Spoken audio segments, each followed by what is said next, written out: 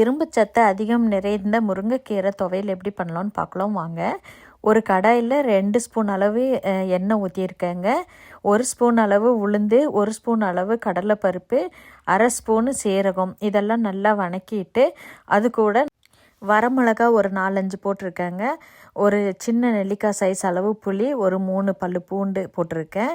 இது வணங்குறதுக்குள்ளே நம்ம முருங்கைக்கீரை எடுத்து கழுவி கொஞ்சம் தண்ணி வடித்து வச்சுக்கலாங்க. இந்த வணங்கிட்டு இருக்கும்போது இது கூட 1 ஸ்பூன் அளவு வெள்ளை எள்ளு நான் போட்டிருக்கேன். கருவேப்பிலை ஒரு கைப்பிடி அளவு இது கூட போட்டுக்கலாம். ஒரு 2 துண்டு தேங்காவை பொடி பொடியாக நறுக்கி இது கூட போட்டிருக்கேன்.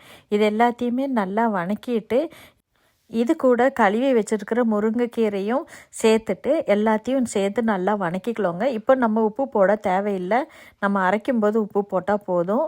இது தோசை, இட்லி எல்லாத்துக்கும் வச்சு சாப்பிட்டா அவ்வளோ நல்லாயிருக்கும். சப்பாத்திக்கெல்லாம் அவ்வளோ நல்லாயிருக்கும். பாருங்கள், அரைச்சிட்டு வந்திருக்கேன். இது ரொம்ப நைஸாக அரைக்க வேணாம், கொரகொரப்பாக அரைச்சா போதும்.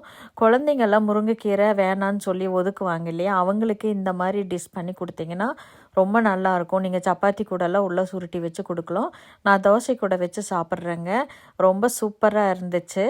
நீங்களும் இதே மாதிரி ட்ரை பண்ணி பாருங்கள். உங்களுக்கு இந்த வீடியோ பிடிச்சிருந்துச்சுன்னா லைக் பண்ணி, ஷேர் பண்ணி, சப்ஸ்கிரைப் பண்ணுங்கள்.